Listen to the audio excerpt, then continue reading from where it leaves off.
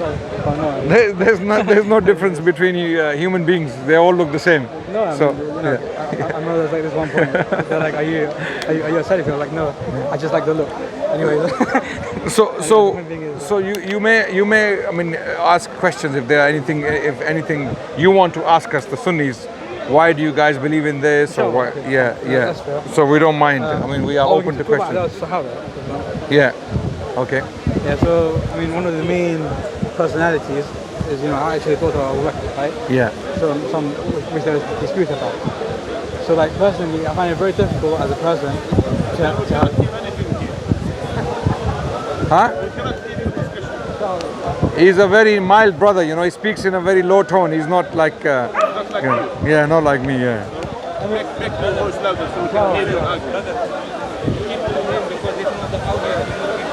Yeah. Okay. So sorry? Adalat al-Sahaba. So the main, one of the main conflicts that I have, within Sunni Islam, is the notion that you can basically accept certain personalities that we know had hatred for the Ahlul Bayt, alayhi salatu wasalam. So one of the main personalities that we discussed was Aisha, the daughter of Abu Bakr, right? That they had hatred towards the Ahlul Bayt, yeah. So Abu Bakr. No, his daughter. Aisha had, okay. Yeah. So basically, one of the main clear evidences for this is in Al-Musannaf by Abdul Razak As-San'ani. He narrates authentically, and all of the Rijal are basically from the Rijal of Bukhari and Muslim. He narrates from it's called the Hadith Mawquf because it doesn't have anything from the Prophet. And Abdullah ibn Abbas is basically discussing certain issues that happened after the death of the Prophet, and he mentions that one of the sons of Al-Abbas, who I don't really remember right now, and because I used to mention that when the Prophet was in a weak state, he would assist himself on top of Ali ibn on top of a man and and on top of Al-Fadl ibn Abbas. Yes. And she would always say a man, rajul. She wouldn't mention the name. And then Ibn Abbas says, أفتدري السبب الذي لم تسمي به عائشة? Did you know why Aisha would not mention his name? And then Ibn Abbas says, لأنها لم تطب له نفسا بخير, because she would not want to mention anything positive about him. She would not want any positive thing about Ali. Okay. So this is a clear example of a companion, openly mentioning that that Aisha has a serious problem with Ali. She doesn't like him. He dislikes him. And we know in Sahih Muslim, Ali ibn Abi Talib also authentically says, لقد عهد إلي النبي الأمي أنه لا يحبني إلا مؤمن ولا يحبني. So let's deal with one report at a time. Aisha radiallahu anha. Firstly, you using this report, you claim that she hated the Ahlul Bayt. That's a big claim, Okay, you cannot. First of all, there are things you have to. Can I specify my claim? Yeah. She hated Ali. Okay. So now you are reducing your claim. Okay. I will. Okay, good. Reduce your claim. Come down to Ali ibn Abi Talib radiallahu anhu. Okay. So it's not the Ahlul Bayt anymore. It's only Ali ibn Abi Talib. So it's not Hassan, Hussein, Fatima, because we have so many reports where Aisha radiallahu anha herself is saying the Prophet sallallahu alaihi wasallam loved Fatima the most. She is the one reporting this, right? Yeah. So how can she report this and not love Fatima? Let's say that's a very good claim or a very good argument. So the problem with this, the Arabs. But we have reports though. Yeah, I don't deny that, and I know of them. Yeah. For example, Hadith al-Kisa. Yeah. When the Prophet. Salama, yeah. No, even Aisha, she has a hadith on Hadith al-Kisa when on the way towards Mubahala. Yeah. She basically she says the Prophet Ali came, then Fatima came. And فغطاهم بالمر. There's the idea that he covered them. So even Aisha has a hadith on Hadith al-Kisa in Sahih Muslim. Yeah. And basically, the Arabs, they have a saying which is basically الفضل بما شهدت به الأعداء, which means that the merits or the positive attributes that I might have, the best source of this is my enemy. So Abu Sufyan, when he went to to Syria, he met what's his name, Herakl. Okay, we are making too many points. No, I'm specifying it, what the comparison is. So when Herakl asked him about the Prophet, Abu Sufyan was a kafir by the time, by consensus of all Muslims. He hadn't converted or anything like that. He was a kafir. At that time? Yeah. Yeah. Afterwards, he did convert. I mean, that's your opinion. I mean, No, no, no. Shia, we don't believe that. But the point being is, I mean, But the Shia sources are far less trustworthy than the Sunni sources of Sunnis. Yeah. we'll get to that, inshallah. Yeah. But the point being is that Abu Sufyan, when he was asked about the Prophet, all of the things he said were merits. The Prophet is the most trustworthy. The Prophet, never And lied. who's reading this hadith? I don't know. I don't know. Abu Sufyan. Yeah. Okay. Fair enough. So how is it possible that Abu Sufyan is narrating the hadith and telling you about his disbelief, and then he's saying later on in that very report it debunks your argument against Abu Sufyan? Even Abu Sufyan himself is saying, I used to think. So if you take the report, you can't take parts of the report and reject the other part. You have to take it whole in totality, or don't use it. His Islam or whether his trustworthiness or not is not the point of dispute. I'm just saying that during. But then you're using the report for your argument. Yeah, why are you using it then? Because within this context, we're talking about how can someone hate someone and then narrate their their fada'il, their It's possible. Yeah, that's what I'm It's saying. possible, With yeah. Aisha to also hate Ali. And it's possible that you don't hate someone and you don't want to. Absolutely. I have people in family I don't like, and I don't like to talk about them in positive way. Yeah. But I don't open my mouth. So does that mean I hate them? I want them to go to Jahannam? I want them to die? I want them to suffer? No. No, but No, this is very possible. It's human emotions. Why was Aisha, if she was bitter towards Ali, this is a big if. But the hadith is authentic. But from one hadith, from one report, from one lahda, in Arabic, the word lahda is basically a moment. Yeah. You cannot use one moment to make a story, make a movie, which is 3 hours long. Yeah. Okay, you can't do that. So the lahda has to be considered in context, and we have to see whether this moment can be used to represent a reality which you have made up in your mind. Okay. To claim that Aisha hated Ali, you are going to have to do a big long marathon, which you can't. You don't have the sources. Your sources are not acceptable. The Shia sources. I haven't quoted one Shia source.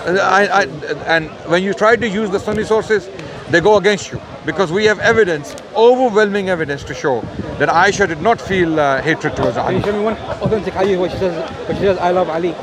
She doesn't have to. Can you show me one authentic hadith where, for example, Fatima said, I love Ali? Show me one. Sorry? They were married, they were romantically Oh, involved. but it's fine. And Aisha was the mother of Ali, because she was the wife of the Prophet ﷺ. Why does she have to say it? Why does she have to say, my son, I love you?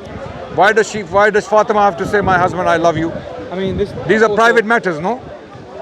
Well, I mean, Just because how can it be like a private matter if you have a well-known companion like Ibn Abbas who openly... Absence of evidence is not evidence for absence. Okay, so this is the basic principle. Just because Aisha does not have a statement saying I love it, we don't have it from Fatima.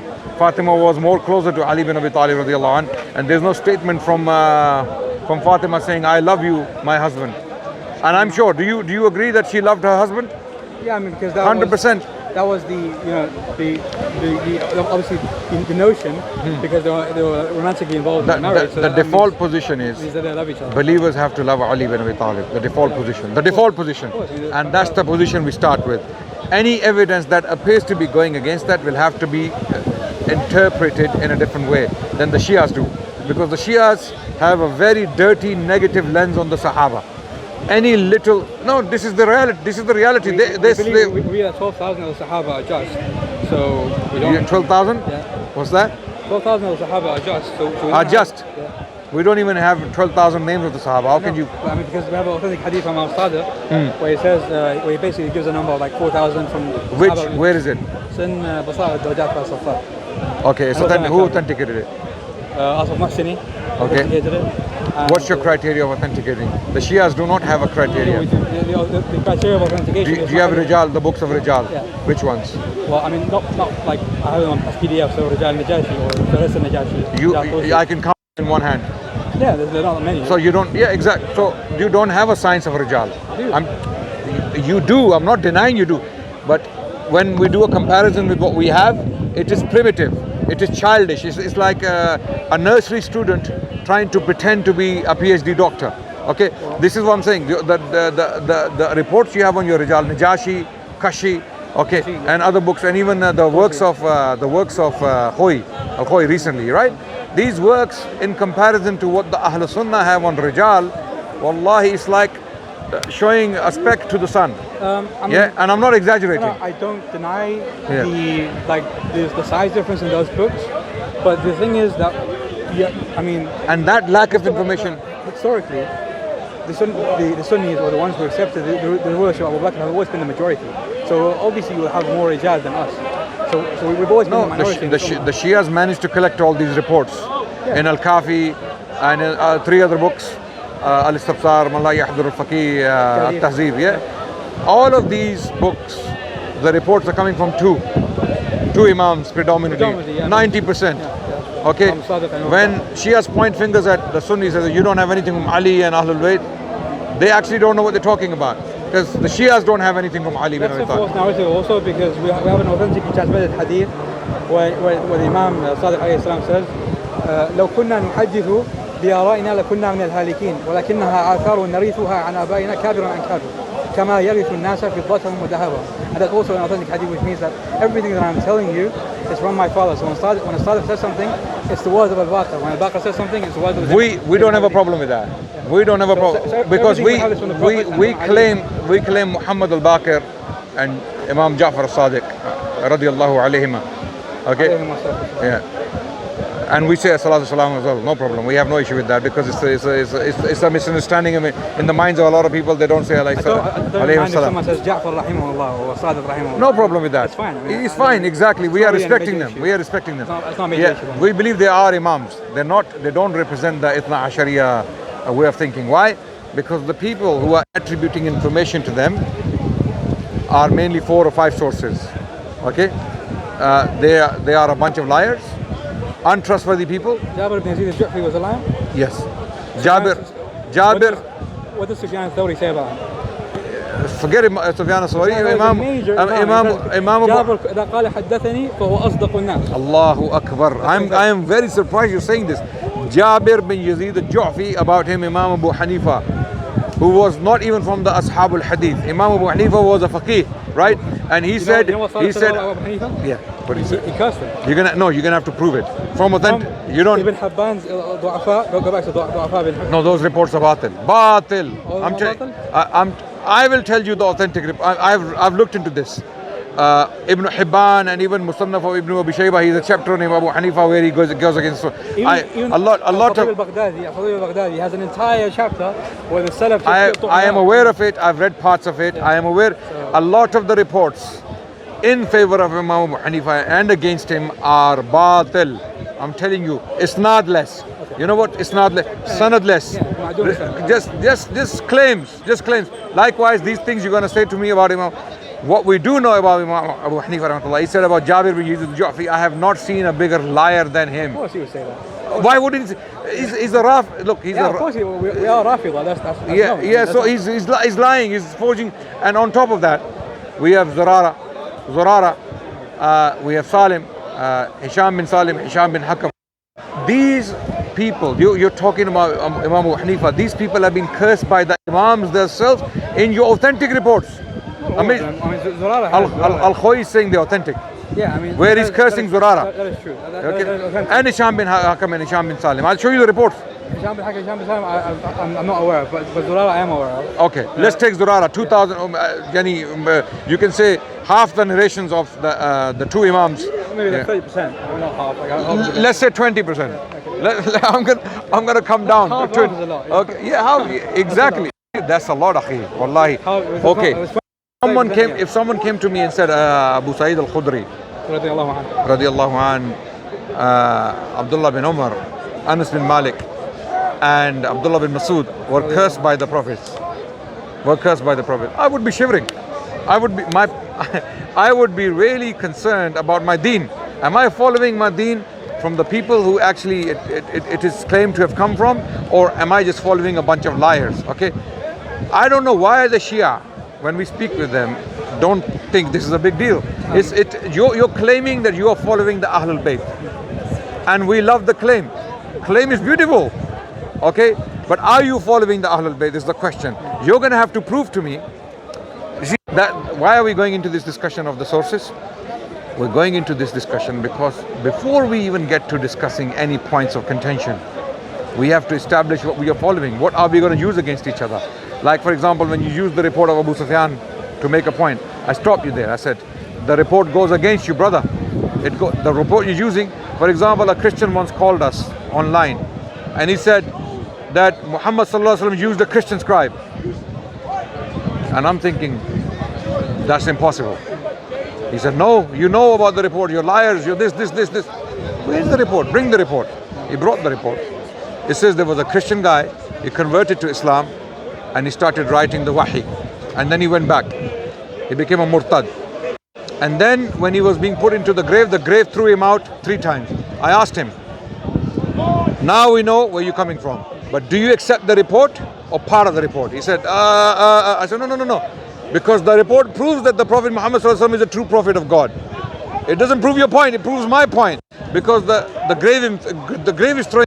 So when the Shia brothers use our reports to make their points, then they have to be consistent. You can't have your cake and eat it. Then you have to be consistent. We don't use Shia reports. Why? Because we know they are not trustworthy. 95% of them, to us, according to our higher standard, because our standard is higher than the Shia. No, it is.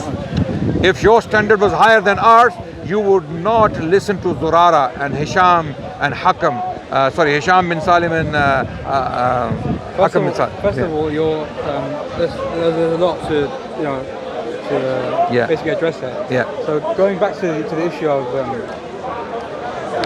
like if the Prophet sallallahu alaihi wasallam was to, for example, curse Abi Sa'id al-Khudri or Jabir ibn Abdullah al-Ansari or any companion, then this would worry. Okay, of course it would, because the curse of the prophets, we believe that his dua is accepted and so on. So yes. This is a definitive excommunication away from the rahmah of Allah Azza wa Jal.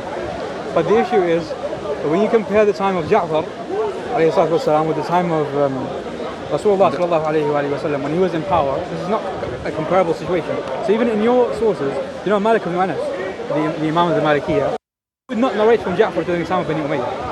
So the issue of this idea of being away from the Ahlul Bayt because of Takiyah, because of the fear of persecution, is even within Sunni. Like Hassan Basri, he wouldn't mention Ali ibn Abi Talib radiallahu anhu. Yes, we are aware of this. Who told you by the way, who tells you about these things?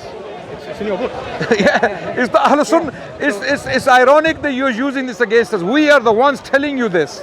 And we are the ones telling you that our Imam said so and so about our No, companions. what you're telling us is not even from the Imams. We are claiming, because those liars who are narrating from the Imams, 90% of your reports are coming from 4 or 5 sources. Abu Basir, Hisham bin Hakam, Hisham bin Salim, and Zurarat ibn Ayyad, and there are a couple of others. Okay, this is 90%.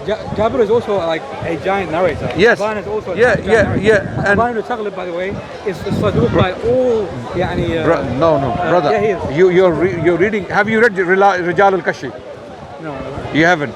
I want you to go and read the reports on Zurarat ibn Ayyad and Hisham bin Hakam and Hisham bin Salim. Okay. From different, there are other sources as well. For example, Al-Zahabi, when he talks about Adnan al-Taghlib al-Bakri, rahimahullah ta'ala, who is from our Salaf, he says Saduqun Shia, which means that he was a trustworthy narrator and he is a Shia.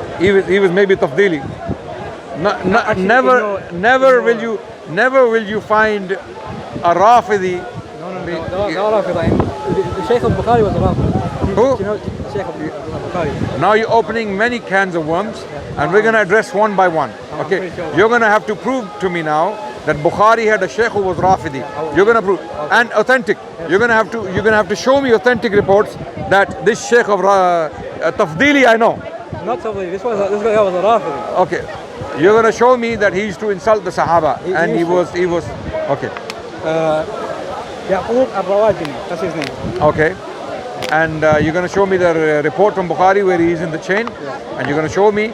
Abbad bin Yaqub al-Rawajini. Okay. That's interesting. So there's only one Rafidi you're saying is in Bukhari. This guy. We're not Tafdiliya. They're Tafdiliya. The reason why I'm quoting him is because I know he's from our Salaf. He's a Aisha. The others, I'm not. No, you can claim that. No, it's not. It's not a claim. It's How do you know that? That he's narrating your reports? Yeah, I mean, if you go back to the source called. Do you know Shia narrators were forging reports in the name of authentic men, authentic rijal? Are you aware of this? This is a known phenomenon. I mean, the Shia reporters from Iraq and Kufa and Basra, they were projecting reports backwards towards authentic narrators for them to be accepted by the Ahl Sunnah. You know about this? Which narrators? I'm not like. Jabir bin Yazid al-Ju'fi. Was he wadah? Allahu Akbar. I am surprised that you're even questioning it. Are you aware of his profile? Jabir bin Yazid al-Ju'fi. Jabir al-Ju'fi. Yeah, the famous Kufan liar. Everyone everyone knows him as a Kufan. I mean, Sufyan al-Thawri is a Kufan. You used al-Dhahabi. Yeah. You used al-Dhahabi, yeah? You used al-Dhahabi to claim a point. Go to al-Dhahabi and now. I know. No. I have read. You can't have your cake and eat it. I have read his tarjama in Sirah al-Amal. No. But I want you to read what al-Dhahabi said about Jabir bin Yazid al-Ju'fi. He's going to ta'ana for him. So why are you using what did Dhahabi say about the other Shia Rawat? These are a bunch of liars. Not all of them. So don't mention al-Dhahabi if he doesn't support your position. Don't mention al-Dhahabi because you're going to quote him selectively. Of course I am, because when I... No, don't do that. Why? Because you can't have your cake and eat it, as they say. Well, that's not how it works, because as a Shia, I can't... Look, you're gonna make a small point, a side point to using Dhahabi, while al-Dhahabi is basically entirely demolishing your house of cards. The reason as to why I quoted al-Dhahabi is because I said Aban bin Taghlib, and then he said he's basically a Shia Mufaddal. That's okay. In Sunni Hadith science, he's actually described as that. In the Shia context, we don't accept anything from the Shia. You have to understand, and I'm being very blunt about that, because I get that. Yeah, because we don't believe these people were. It's vice versa, by the way. I mean, it's not like no. Bukhari, you don't have the grounds to reject our sources. I'll tell you why. You have other reasons. You don't have the reasons that they're untrustworthy, they're liars. No, I do. No, you. I do. No, you. I mean, then I believe those Sahaba, the Tabaqa. Abu Hurairah to me is a liar. Abu Hurairah is the major narrators. Aisha to me was not telling the truth. I mean, she herself, by the way, that's also an interesting point. But let's get to Abbad. Then we talk about trustworthiness. It's when you form an opinion about someone. I have grounds. I'm using your books, your Imams, to tell you that your narrators. The Prophet did not tell us Aisha is a liar. She herself says. No, she does not say she's a liar. I'll give you an example. The hadith of... Well, I think we're hopping from point to point. So let's stick to one point. So Abbad, because the Shaykh of al-Bukhari.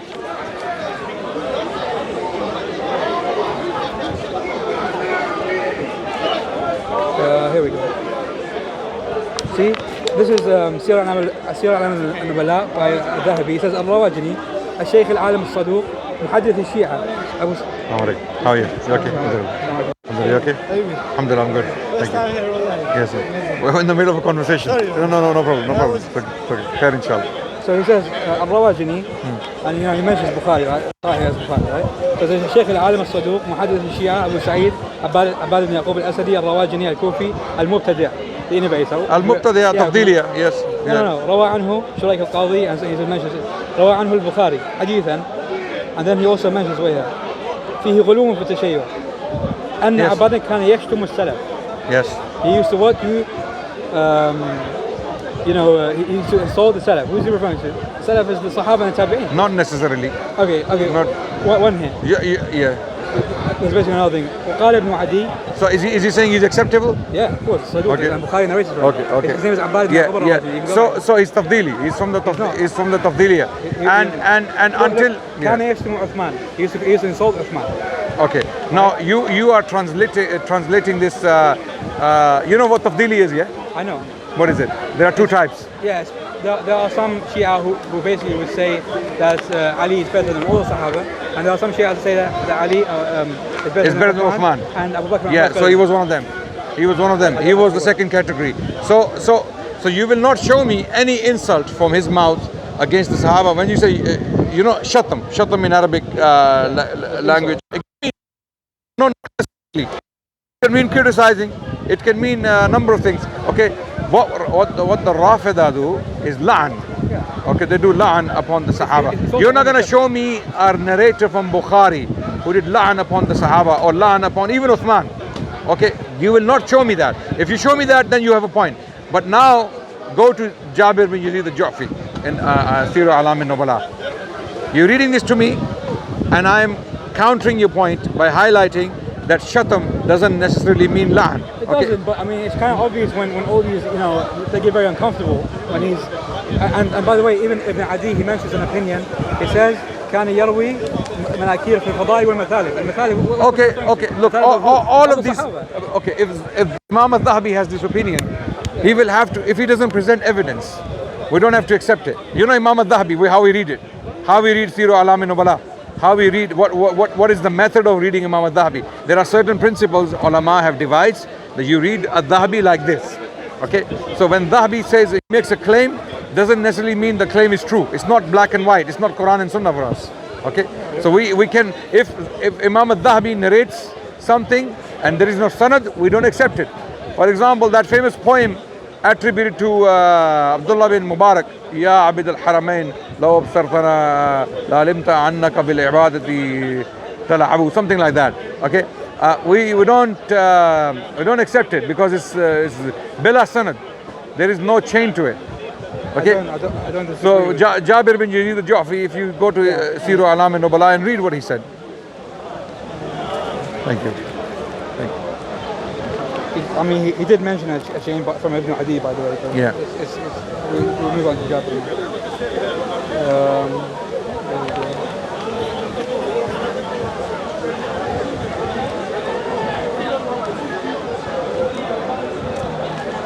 Hamza, did you get something? I can't find it from Sirah, I can find it in this Hadith Transmitters website. No. See, I want to see what he said about. There's nothing. Jabir al-Ju'fi. Right, and the Dhahabi. And the man? And the Dhahabi. And the Dhahabi, Yeah. Right. Jabir bin Yazid al-Ju'fi. And the.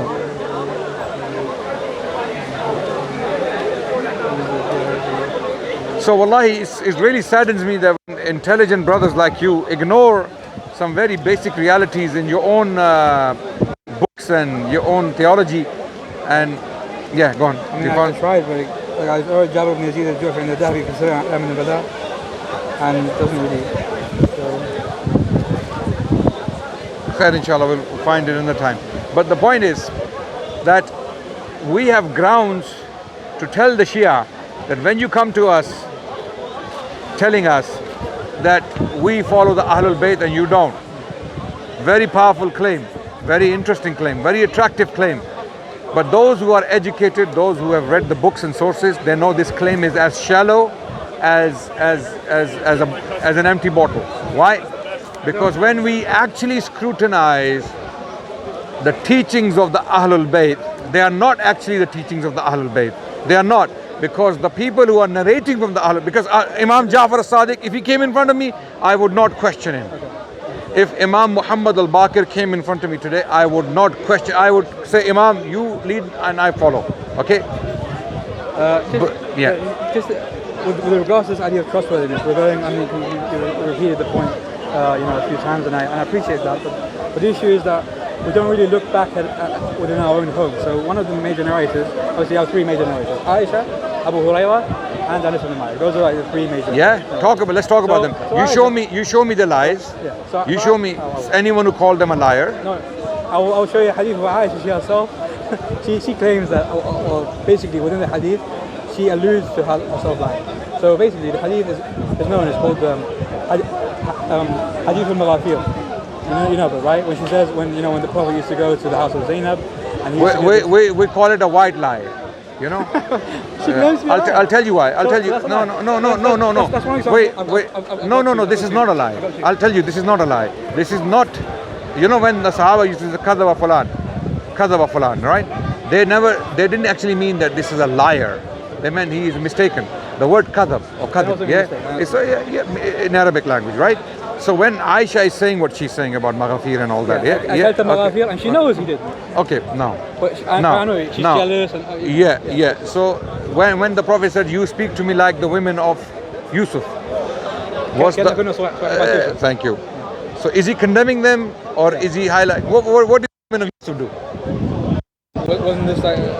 What did they do? They conspired to trap Yusuf, right? Right? Sorry, we're in the middle of a conversation. Are you his son? Is he your son? Why? No, he just said I was taught to his father. So I just was interested. Yeah. Okay. Thank We'll you. be here another time. Thank you. We're in the middle of a conversation right now. sorry. Yeah. Okay. Yeah. So no problem. Great, thank you. Bye now. Bye. Another time. Okay.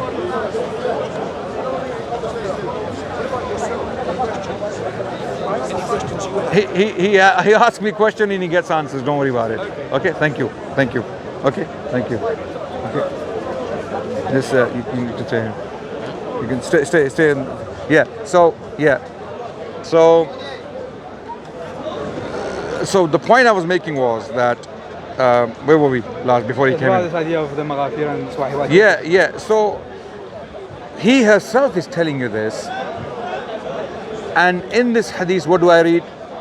You read something. You read a lie. Okay. What do I read? I read love. Two different readings, yeah? Or maybe because I'll tell you why. No. Because there are two different lenses on the same hadith. Okay? For the viewers, let me explain what the hadith is. That where Aisha and Hafsa radiallahu anhuma, they decided that they're gonna do this thing. Conspiracy. Yeah, conspiracy. Yeah, absolutely. Why? What was the good? This is a very good point now you made. Conspiracy. They were conspiring. Absolutely. Amazing. I agree. Shake my hands on that. What is the motivation for this conspiracy? I want now. Is first of all, is every conspiracy bad?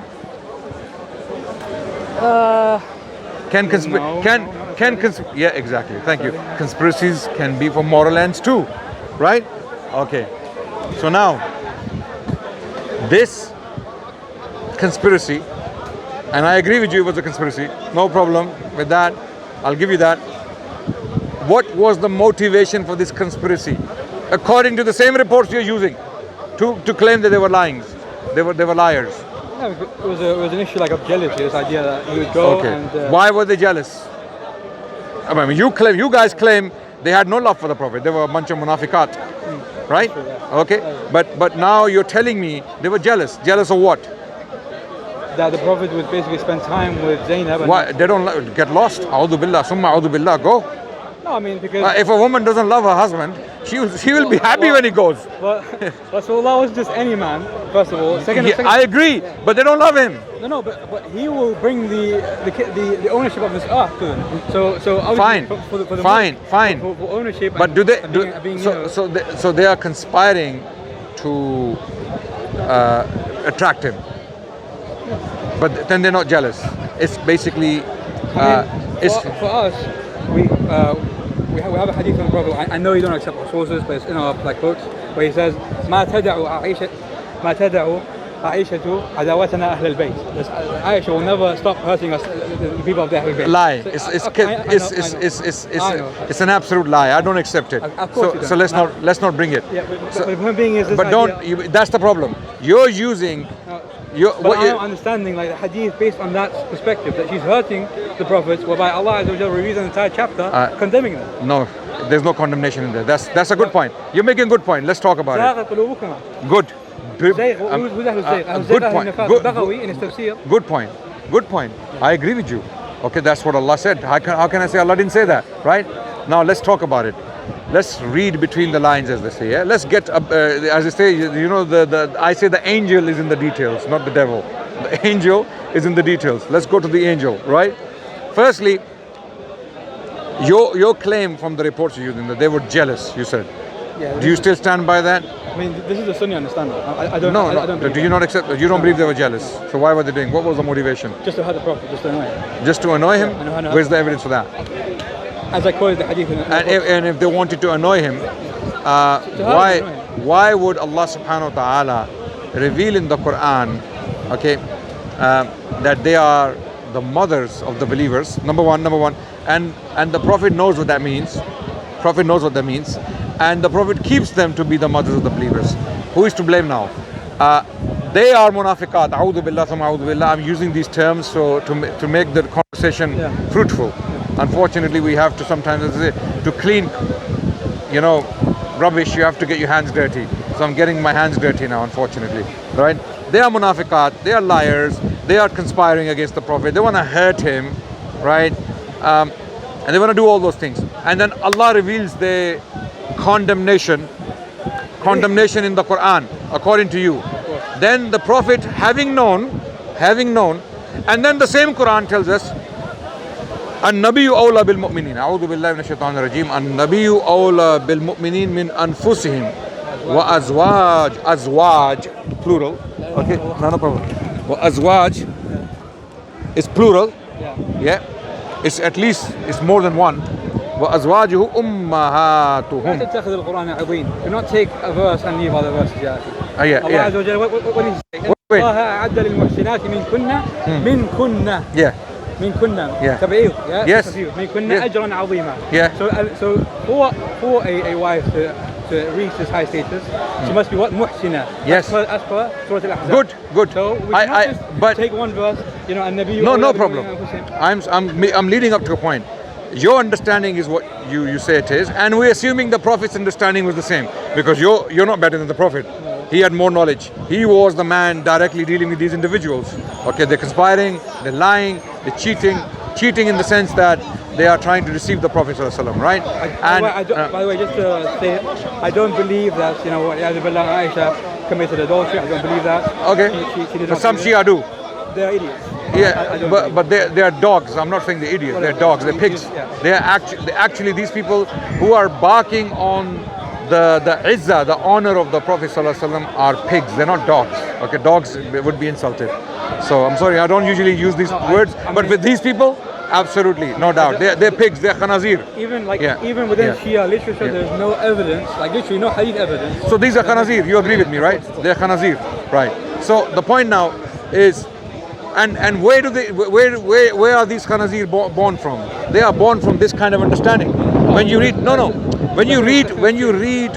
a liar, a conspirator, someone who is after dunya, you're not far from calling someone adult. Why wouldn't you go as far as she was also an adulteress? Because we're just people. Yeah. Allah Azza wa Jalla says that we must be just. So when someone doesn't, for example, the wife of Nuh and Lut, they also disbelieve. And we have clarity in the Quran that who the wife of Nuh and Lut were, right? We have clarity. That clarity does not exist with Ummahatul Mu'minin. I'll tell you why. Lut did not go back to his wife. She perished. I mean, they all perished. Good. Yeah. They perished. Yeah. Okay. Nuh, his wife perished. Let's say if she didn't perish, and Allah has declared them to be kafirat in the Quran, do you think Nuh and Lut would go back to them in the arms? They were kuffar prior to that, so, and they were still married to them. The point being is, Allah Azza wa Jal, when He... No, the two qira'at. No, I don't believe they were kuffar prior to that. No. They became kuffar because of their actions. No. The Quran does not say they were already kuffar. They were already. You're assuming this. But if you go back to the tafsir of Tabari, pick up any old classical tafsir, Tabari will mention to you that the wife of... Then the prophets didn't know. The prophets didn't know. She was literally... Why? If knowing well that this is a kafira in my house and she's conspiring against me, you would say. So we believe the prophets didn't know. They didn't have ilm ghaib. We don't. They didn't know. It's not about ilm ghaib. I mean, this was zahir. This was apparent. Why did Nuh alayhi salam say, "Oh Allah, that's my son"? And what does Allah tell him? Why? Does he not know? Does Nuh? No. Allah is telling him something he doesn't know. And Allah told him, now don't say this again. Yeah? Thank you. So that's making my point. So why is Allah telling him that? Because maybe Nuh alayhi salam was not aware of his status with Allah. But this understanding that when, for example, the Prophet says something and Allah refutes or corrects, this is to show the people that, for example, we don't accept that. No, Allah is telling them what they don't know. This is akhbarul ghaib. Quran is khabarul ghaib. Quran came from ghaib. Allah is saying in the Quran, you were not aware. look, ما كنت تدري this idea of ما كنت تدري ولا the verses are not really. Why is Allah saying you didn't know? You from the ghafilun. Well, because Ghafil in the sense means unaware. Ghafil is unaware. You were not aware. Khalas. I know, but there was like two types of Unawareness. no, not unawareness. It's because the actual verse when it's talking about this instance, it's basically that Nuh alayhi salatu wasalam, he must like show some kind of ignorance or bliss, not bliss, really, like ignorance towards that reality that that he's basically calling his son, and then Allah Azza wa Jal says to him that he's not his son, but in reality he knows, but he what's it called? But he doesn't like show this. Like for example, if I was to make a comparison, the Prophet sometimes he would intentionally make a mistake in prayer to basically show. No, we don't believe that. No. You're saying the Prophet. No, you're claiming something about the Prophet without evidence. You're saying that he would deliberately mislead people. Can I just explain? I have actually quite trouble speaking. Like it's like a disability. Okay. But it's just like. No, you're speaking fine. Yeah, I know, but it's just like I lag a lot and I stop a lot when I talk. I don't know why. It's just. But coming back to the issue of why you're saying. But let me just explain this point. So. When I said he intentionally makes a mistake, it's not that he's making a mistake. Allah Azza wa Jal changes his taklif to make a mistake in this instance so that people know what they would do if they would pray. No, we don't believe that. This is a spin. The Shia, if the Shia do believe this, I don't know if this is your own opinion, the Shia opinion.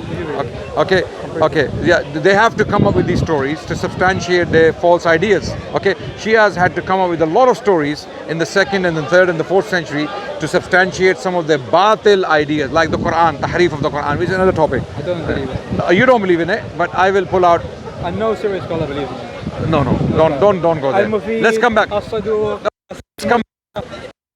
Let's come back to that. Let's come back to that issue. Let's come back. This is another tangent. So, Okay. Can I just mention this idea of Aisha and then we can do something else? Yeah. So there are two qira'at. صغت قلوبهما and زاغت. Okay. زاغت is the qira'ah of Ibn Mas'ud rahimahullah ta'ala. No, it's not. Is it one of the 10? No, it's not. So now the Shias are claiming there's another Quran. Do you have another Quran? Right. It's in Tabari. Go to any tafsir. No. We know any qira'at attributed to. It's not attributed. Look, there are qira'at ashra mutawatira. Yeah. Is it from them? It's not. Then it's not the Quran. Full stop. It is the Quran. Brother, you know what the definition of the Quran is? It doesn't necessarily. You know what the definition of what is the Quran? What is the That which Quran? Allah has revealed in Through who? How? Angel Gabriel. No, the Quran that has been revealed to the Prophet by Allah, taught by the Prophet to the companions and transmitted to us through authentic chains of narration and that can be found in the Masahif of Uthman. Okay, that's the Quran. The Masahif of Uthman doesn't really mean anything. Go to Iran and Iraq and go to your Hussainiyat and pick up the Quran. That's the Rasam of Uthman. Whether you like it or not, you're reading the Quran compiled by the committee of. No, the Rasam. You know what the Rasam is? I don't care of the Ottoman Empire, how they. Brother, Rasam. Yeah, you don't know what. No, Rasam. I know the actual. No. Like writing. No, Rasam has got nothing to do with the Ottoman Empire and and the Mamluks. No, Rasam is what we find in the most ancient manuscripts. That's the Rasam of Uthman. Let me show you. This is the Rasam of Uthman. Okay, so that you understand.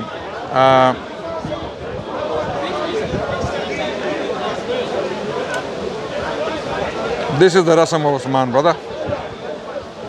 That's in Birmingham. No, this is Sana.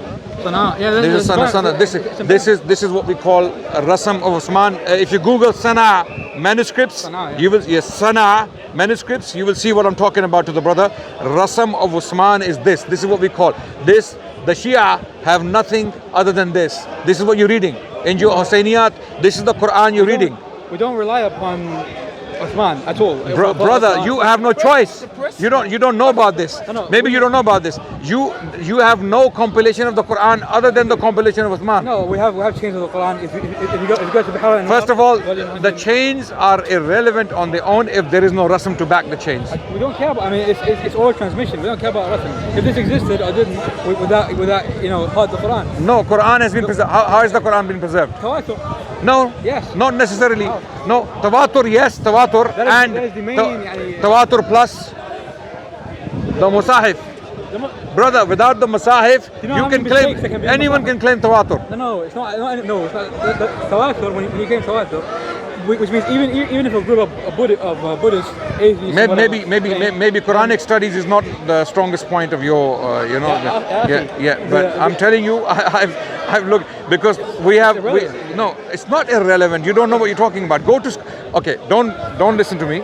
Pick up Western non-Muslim scholars, Nikolai Sinai. There is this guy Francois de Roche, who has written the Quran, the Umayyad Qurans. Okay, go and read the book, and then you will understand a bit more about the rasam and the sanad. What is the difference between tawatur and rasam? Okay. I'll check it out. So other than that, the issue of the Quran, the qira we're going to use, we disregard it because it's not from the 10 tawatur. No one has regarded it. Ibn Kathir, for example, not Dimashqi, but another one. Let me explain something to you. Just because a tafsir mentions something, like this was the reading of it. All of them. Just if it's not, give me one text, if it's not from the 10 qira'at, if it's not from the 10 qira'at, then it's not the Quran, brother. If it's not from it is from the mutawatir. Look, it's not from the qira'at al-ashr, but okay, wait. Let me establish this. Let me make it easy.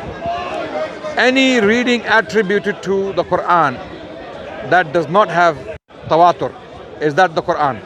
If I claim something to be the Quran today, if it's authentically transmitted, then yes. No. Listen to me carefully. My question.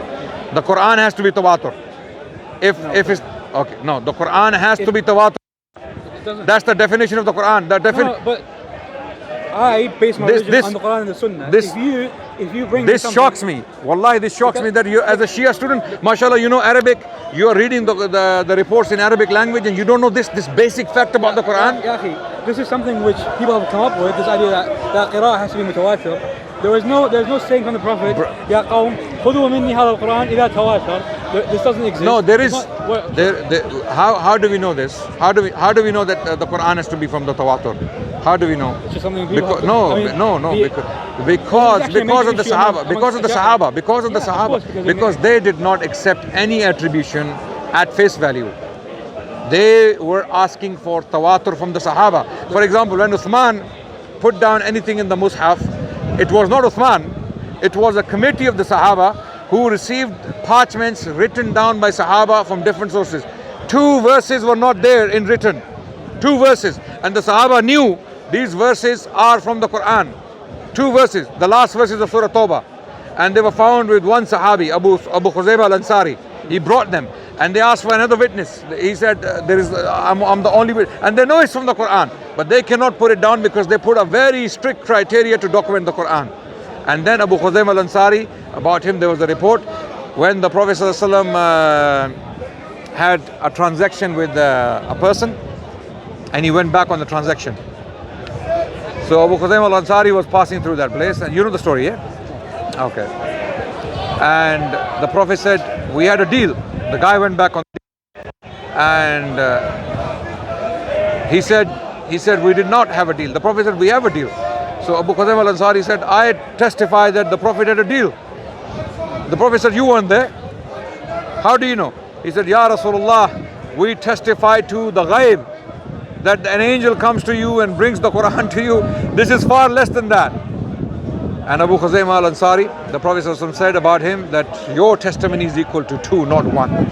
That's why, to prove that point, they accepted that last 2 verses of Surah Tawbah from him. Brother, these things you need to know. Look, okay? And I recommend a book for you. It is called History of the Quranic Text from Revelation to Compilation.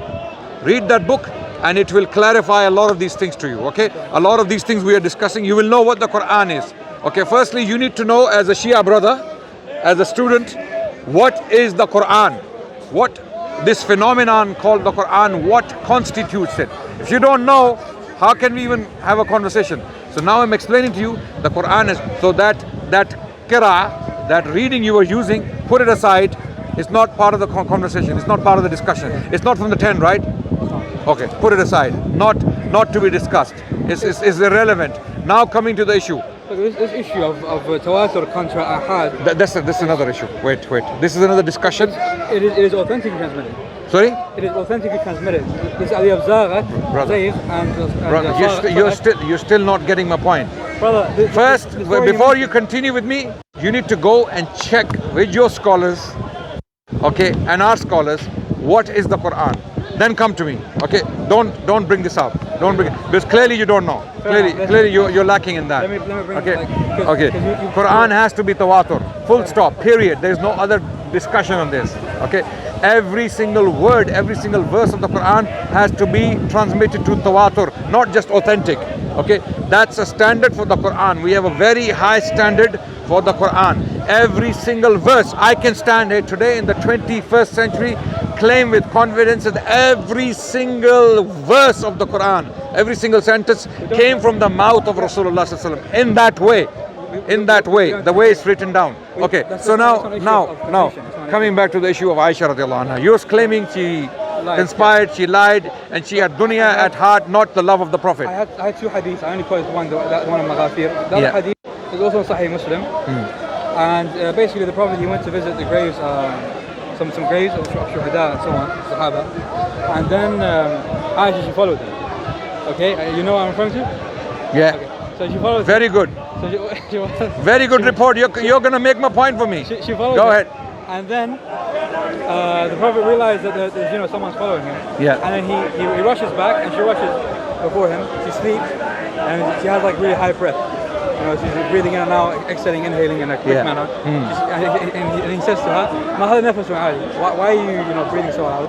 And she says, "No, well, it's because of nothing." Lie. You basically ran. It's not because of nothing. Then she says, فَلَهَدَنِي لَهْدَةً أَوْجَعَتْنِي. He punched me. Lahda is بجمع اليد. Bam! Right? He punched me and it hurts me. And she's narrating this years after it happening. So she still remembers that the Prophet physically hurt her. What does Allah Azza wa Jalla say? Okay, wait. What is the word for punch? Lahda. Falahada. Falahada is not to punch. I checked from the Qamus. I checked from the dictionaries. It means to press. Brother. Darab is, you can say darab is punch. No. One can argue. Darab is striking. Falahada is to press, to burden. Check. Ibn Mandur. Go and check. Lahada. It is. Lahada. As far as I know, it is a No, brother. You insist. I've checked. Because Christian missionaries were using this against us. Okay. Not long ago. David Wood was using this against us. And I checked the meaning. Yeah, it's to press. Falahada is to press. Fair enough, but you still have that. Yeah. He still has that. When I do this to you, the Prophet caused her pain. The Prophet caused Aisha pain. He hurt. Yeah. So yeah, does that hurt? Well, not me, but No, but it doesn't hurt. No. Are you sure? No, it doesn't. Brother, come on. It doesn't. No, You're saying that Aisha fully reported this? Yes. Did she say I was hurt? Yes, she did. Yeah. It says that it hurt me. Okay, but I'm saying, did this hurt you? Does that hurt you? Yeah. Does that hurt you? Are you sure? Because it doesn't hurt him. Does that hurt you? No, it doesn't hurt me, but if it did hurt me... Does it cause you any pain? No, does it cause you any pain? But even if I press on my on my body. The continuation of the story, what did she say after? So the point, anyway, the point you're making is that Aisha radiallahu anha, she was doing something. This is amazing now. And what does Allah say about this, to the Prophet? يا أيها النبي جاهد الكفار والمنافقين واغلظ عليهم. So is it an example of ghilza, of harshness? No. How is it not? Subhanallah, Allahu Akbar, unbelievable. So now you're telling me that this is ghilza. Okay. When Ali bin Abi Talib, when Ali bin Abi Talib struck Hassan on the chest. Why did he do this? When they failed to protect Uthman at the door. Well, it's false. Okay, false. No problem. I'm not going to use it. If you're going to contest it, no problem. But we can have other examples from the Quran with prophets. Harun. Wait. Now you're going to stand by. So now Harun is A'udhu Billah is from the Munafiqeen and the Kuffar. No, so why is Musa so harsh with him? Well, because Musa did more than the Prophet did to Aisha. Yeah, I know. He took her by the hair. Allahu Akbar. So